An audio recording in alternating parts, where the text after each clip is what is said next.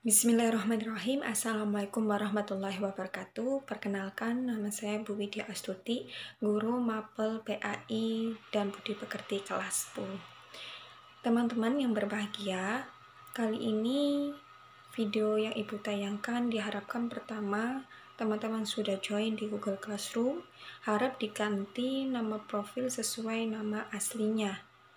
Kemudian yang kedua, dari setiap isian di Google Classroom itu merupakan bagian dari materi dan tugas-tugas yang nantinya akan Ibu nilai. Jadi diharapkan teman-teman bisa senantiasa rajin dan disiplin menyetorkan tugas-tugas. Baik, tayangan berikut ini Ibu terkhususkan akan Ibu sampaikan kepada kelas 10. Untuk hari Senin Ibu ajar yakni kelas 10 RPL 1 dan 2, dan hari Selasa kelas 10 animasi 1, 2, kelas 10 TKRO 1, 2, 3, 4 SMK Negeri 11 Malang. Baik, sebagaimana yang Ibu sampaikan sebelumnya, teman-teman sudah mengisi dari pertama kontrak belajar dan yang kedua refleksi pembelajaran. Baik teman-teman, setelah teman-teman sudah mengerti tentang kontrak belajar dan refleksi pembelajaran yang Ibu sampaikan kali ini, mari kita buka pembelajaran pertama di semester ganjil ini dengan membaca basmalah bersama-sama. Bismillahirrahmanirrahim. Baik, materi kali ini yakni tentang meraih kedamaian dengan mujahadah an-nafs, husnudon dan ukhwah. Ya, Ibu ulangi lagi, meraih kedamaian dengan mujahadah an-nafs, husnudon dan ukhwah. Jadi ada 3 kata kunci yang teman-teman harus mengerti, yakni mujahadah an-nafs, husnudon dan ukhwah. Mujahadah an-nafs itu sebagaimana arti dari kontrol diri atau pengendalian diri. Husnudon yakni berprasangka baik. Husnu baik, don artinya prasangka, jadi berpositif thinking, prasangka baik. Dan ukhuwah yakni tentang persaudaraan. Diharapkan teman-teman sudah memiliki materi yang Ibu share ini dan syukur-syukur sudah di print atau dicetak, jadi teman-teman belajarnya lebih mudah.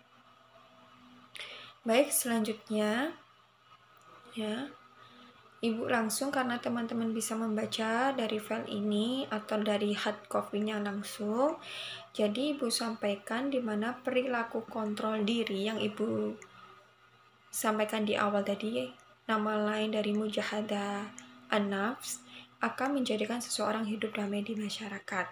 Kedamaian di masyarakat akan semakin kokoh jika dibarengi dengan sikap selalu berprasangka baik atau husnudon, ya, kepada sesama, serta menjaga semangat persaudaraan atau ukhuwah. Tentunya setiap orang ingin hidup berdampingan secara damai. Sebagai makhluk sosial, manusia akan selalu membutuhkan orang lain. Oleh karena itu, perilaku mulia ini perlu dijaga dengan sebaik-baiknya demi meraih kedamaian hidup di masyarakat. Nah, teman-teman coba bayangkan apabila kita ya memiliki rasa kemarukan, rasa yang tidak puas akan dunia, ya, pasti dunia ini, bahkan di hidup kita ini akan berantakan. Oleh karena itu, perlulah sebuah rasa pengendalian, ya, perlulah sebuah kontrol diri agar kita ini senantiasa berpegang teguh pada agama, ya.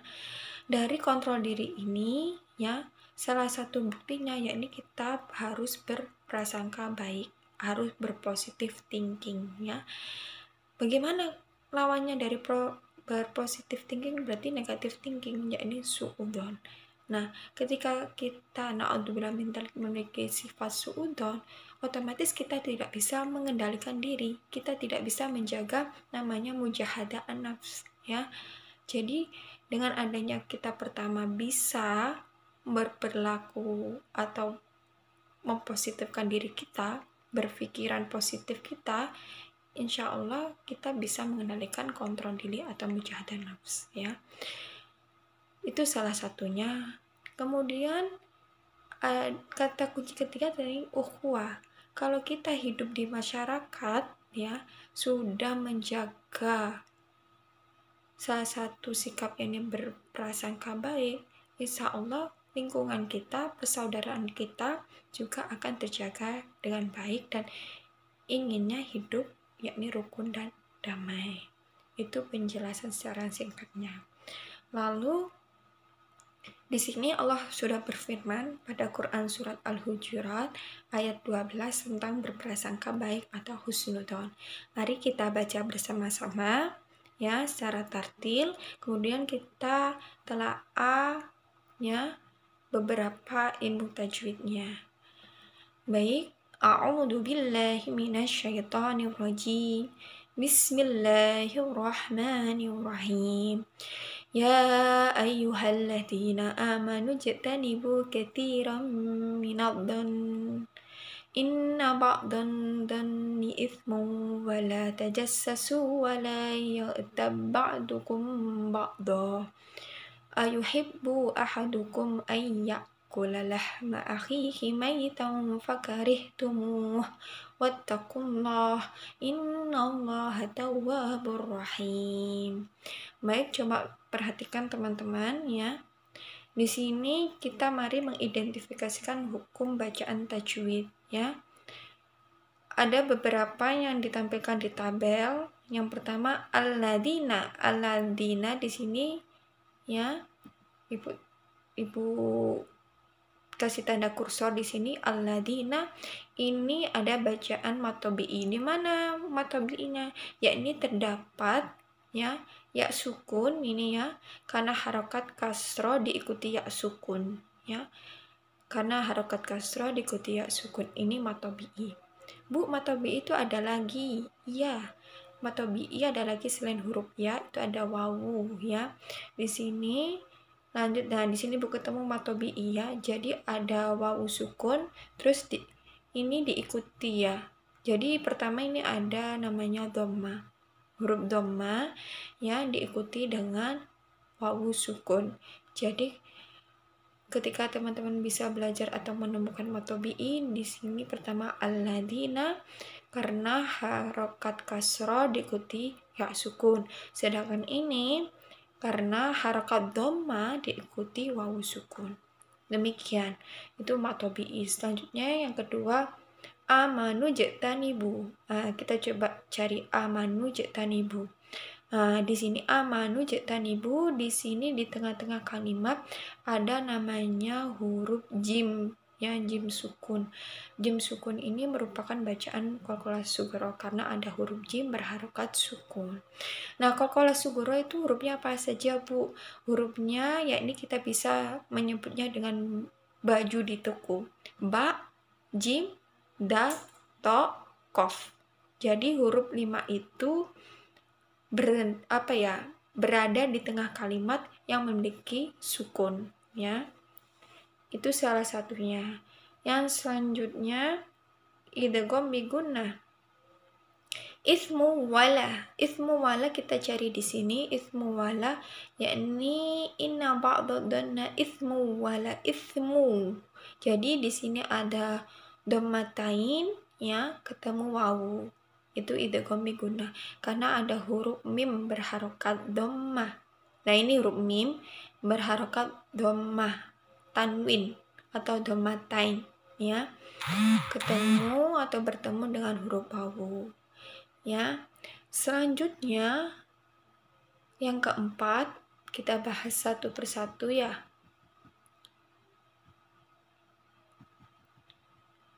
Ikhfa safawi, ada hukum bacaan ikhfa safawi, ba'dukum ba'dho. Nah, di sini ya ba'dukum ba'dho ya.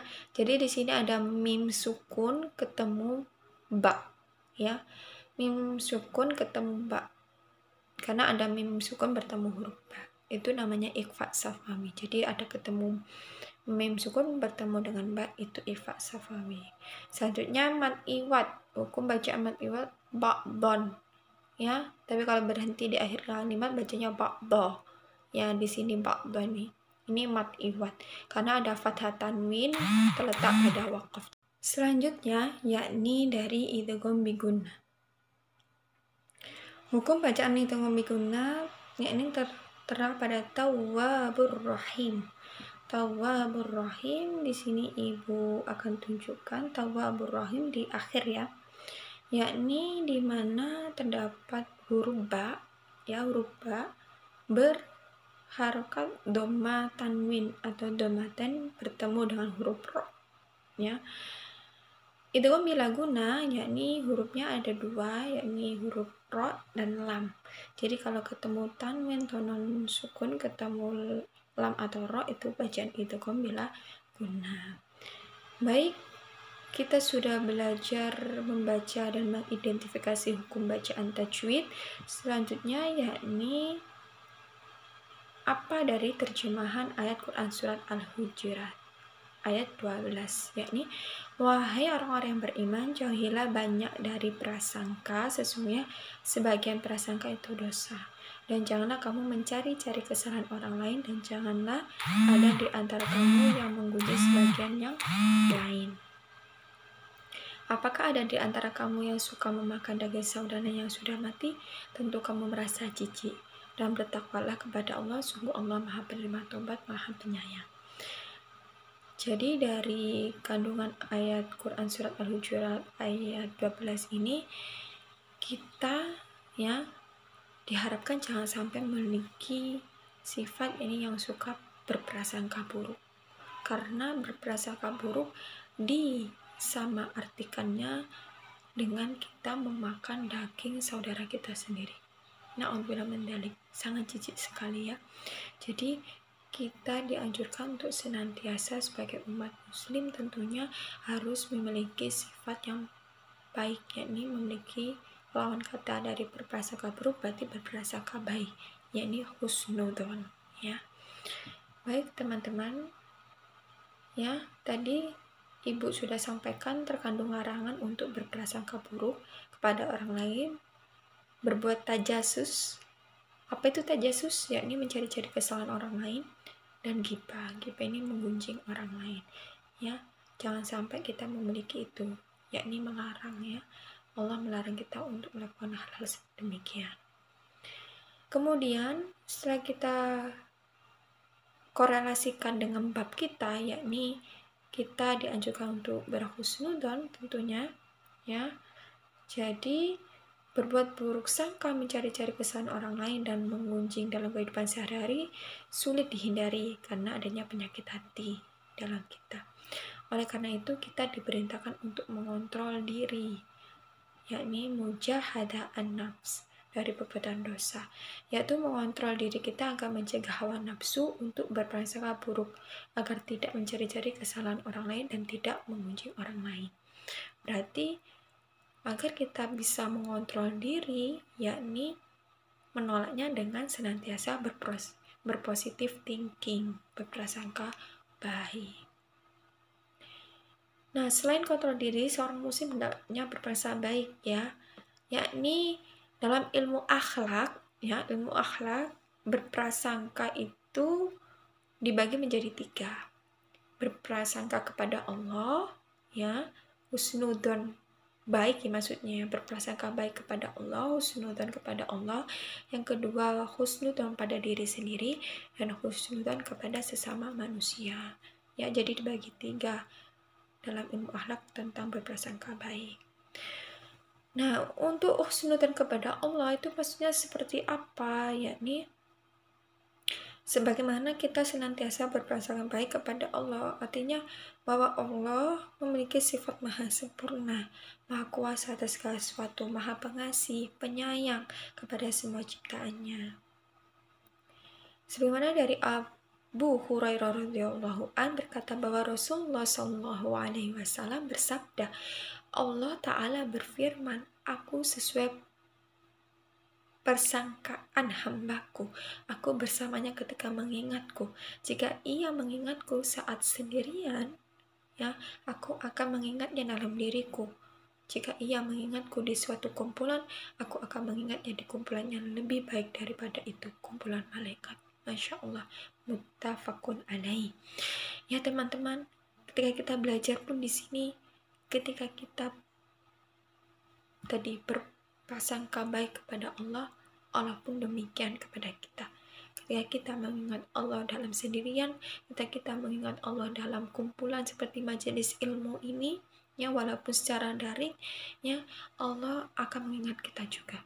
Dan itu pun disama artikan lebih baik daripada kumpulan para malaikat. Ya Allah, Masya Allah.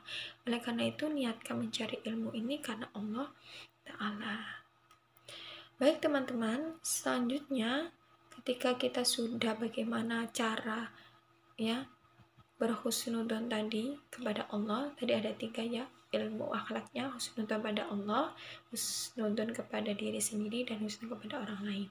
Selanjutnya ini nomor 2 ini dibahas dulu husnudzon kepada orang lain, yakni seluruh ucapan, sikap, dan perbuatan yang dilakukan oleh seseorang akan diterima apa adanya, tanpa diiringi oleh prasangka atau duga-dugaan yang bersifat negatif, ya. Itu salah satunya kita harus berhusnudzon kepada sesama manusia, kepada orang lain. Jadi ya wis, kita percayakan husnudzon berprasangka positif gitu ya, jangan ada dugaan-dugaan negatif. Selanjutnya yakni husnudzon pada diri sendiri. Bagaimana kita berhusnudzon pada diri sendiri? Yakni seharusnya manusia senantiasa mensyukuri apapun yang sudah diberikan oleh Allah dan tidak perlu merasa rendah diri di hadapan orang lain. Boleh jadi kekurangan yang dimiliki oleh seseorang justru itulah kelebihan yang dimilikinya. Maksudnya ialah ketika kita diberkahi Allah dengan kemampuan yang sebagaimana kalian ketahui, jangan sampai rendah diri melihat teman kalian seperti itu, kok saya seperti ini, jangan. Jadi kita harus berhusnudzon kepada Allah, yakni mensyukuri apapun yang telah diberkahi kepada kita. Nah itu. Bagaimana mempelajari hikmah ketika kita berperilaku kontrol diri atau mujahadah an-nafs? Yakni 1, meningkatkan sifat sabar, ya. Makanya kenapa kita mengontrol diri, sering-sering baca istighfar, ya. Astagfirullahaladzim. Belajar untuk sabar, tidak cepat memberikan reaksi terhadap masalah yang timbul, ya. Dapat mencegah perilaku buruk atau negatif dari seseorang. Dan selanjutnya teman-teman bisa baca ya. Selanjutnya ketika kita sudah berperilaku hikmah perilaku kontrol diri, kita juga mempelajari hikmah berperilaku berprasangka baik atau husnudzon. Hikmahnya ya ini salah satunya ya kita memiliki sifat optimis dalam menghadapi kehidupan, ya, wis positive thinking. Kita nggak mau mendengarkan ya mungkin omongan-omongan yang nggak enak di hati dan pikiran, wis kita berusaha untuk berpositif thinking, prasangka baik kepada Allah, kepada diri kita, kepada sesama, ya, bahwa semuanya ini sudah atas kehendak Allah Subhanahu wa Ta'ala. Hikmahnya itu, ya, ridho terhadap takdir Allah. Baik teman-teman, lalu kita belajar tentang bagaimana caranya Bu untuk mengontrol diri. Salah satunya yakni menghindari dan menjauhi perbuatan dosa dan maksiat, ya. Wis hindari, jauhi perbuatan dosa dan maksiat. Selanjutnya, caranya mengontrol diri yakni mengarahkan seluruh aktivitas hidup untuk meraih ridha Allah, ya. Kita berperilaku, kita bersosial, kita hidup dengan orang-orang yang baik, kita insya Allah akan ikut lingkungan yang baik, ya, agar kita juga bisa senantiasa mengontrol diri, yakni mujahadah an-nafs, ya, menahan dan menggunakan hawa nafsu, dan tentunya banyak dan membiasakan diri kepada Allah dan zikrullah, berzikir kepada Allah, membaca istighfar, senantiasa bertasbih kepada Allah. Lalu selanjutnya kita sudah belajar tentang pertama tadi kontrol diri, ya. Yang kedua berprasangka baik. Yang terakhir, kata kunci terakhir yakni ukhuwah. Ukhuwah ini yakni persaudaraan. Sebagaimana kita baca bersama-sama Al-Quran surat Al-Hujurat ayat 10. Bismillahirrahmanirrahim. Innamal mu'minuna ikhwatun fa aslihu baina akhawaykum wattaqullaha la'allakum turhamun. Ya. Setelah kita membaca, lalu kita mengidentifikasi tajwidnya sebagaimana yang di atas. Di sini ada dua bacaan yang ditampilkan, ikhfa dan idhar safawi. Ikhfa, di mana ikhfa? Yani ikhwatum fa aslihu. Ikhfa ini cara membacanya samar-samar, ya. Jadi di sini tertera ikhwatum fa aslihu. Di sini huruf tak marbutoh atau hurufnya harokatnya yani dhammatain atau dhamma tanwin ketemu huruf fa. Karena dhamma tanwin bertemu huruf fa itu bacaan ikhfa, jadi harus samar-samar. Ikhwatum fa aslihu, itu ikhfa. Selanjutnya kita belajar tentang hukum bacaan idhar safawi. Idhar safawi terletak pada la'allakum turhamun. La'allakum turhamun, ya, karena ada mim sukun. Diingat-ingat ada huruf mim sukun ketemu huruf ta, itu namanya idhar safawi. Alhamdulillah kita sudah belajar beberapa banyak tajwid tadi. Selanjutnya apa isi kandungan dari Quran surat Al-Hujurat ayat 10? Ya, teman-teman bisa mengarahkan ini terjemahannya. Sesungguhnya orang-orang mukmin itu bersaudara, karena itu damaikanlah antara kedua saudaramu yang berselisih dan bertakwalah kepada Allah agar kamu mendapat rahmat. Jadi anjuran, ya, perintah untuk senantiasa menjaga perdamaian, menjaga persaudaraan, ya. Kemudian ketika kalian menemui perselisihan, damaikanlah. Tuh. Ya. Ayat di atas menunjukkan bahwa sesama mukmin adalah saudara. Inti dari persaudaraan atau ukhuwah adalah adanya persamaan. Semakin banyak persamaan di antara sesama, maka akan semakin kokoh jalinan persaudaraan di antara sesama manusia. Sementara itu persaudaraan ukhuwah dibagi tiga. Ya, bagi tiga. Ukhuwah Islamiyah, Wataniyah, dan ukhuwah Insaniyah atau Basyariyah. Nah, Islamiyah berarti sesama umat Muslim, ya. Kemudian ukhuwah watonia sesama ini satu negara kita watonia, meskipun iya beda agama, beda suku, tapi kita satu negara, ya, itu watonia. Kemudian ukhuwah insania atau basyariyah itu universal, ya, persaudaraan karena sama-sama sebagai makhluk hidup, ya, sama manusia. Universal itu insania. Alhamdulillah kita sudah belajar tentang kontrol diri, prasangka baik, dan beberapa pengetahuan tentang ukhuwah atau persaudaraan. Ya, lalu bagaimana cara mewujudnya di kehidupan nyata? Persaudaraan ukhuwah harus diwujudkan dalam kehidupan nyata. Sikap dan perilaku yang merupakan perwujudan persaudaraan ukhuwah diantaranya yakni senantiasa bersikap lemah lembut, memiliki rasa kasih sayang, rendah hati, dan saling mencintai.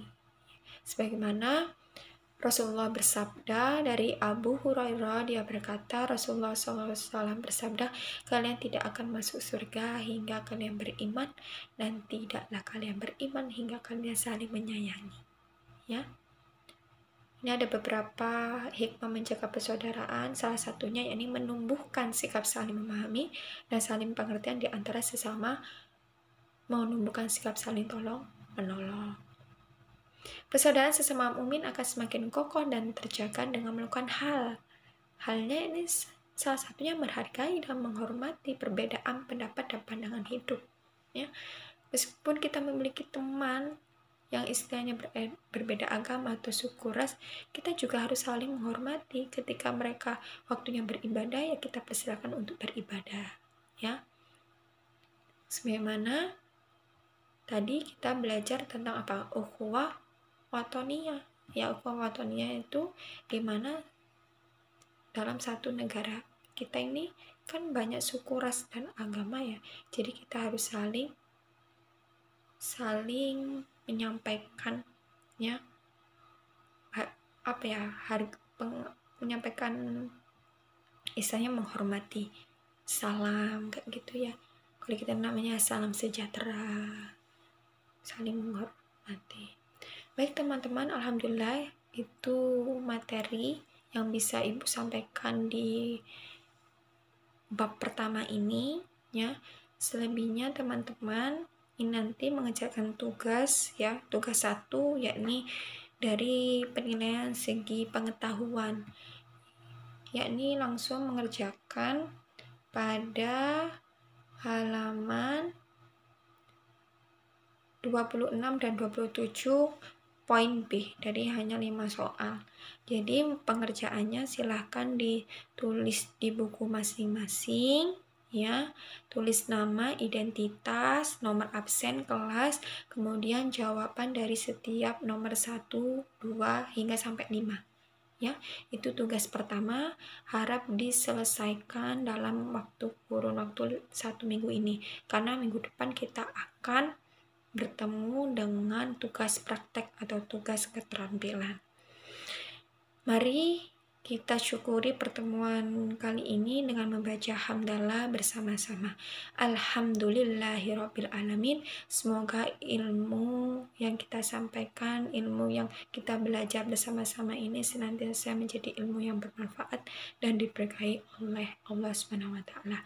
Selebihnya silakan teman-teman selalu cek informasi yang terupdate di Google Classroom. Ibu akhirul kalam. Wassalamualaikum warahmatullahi wabarakatuh.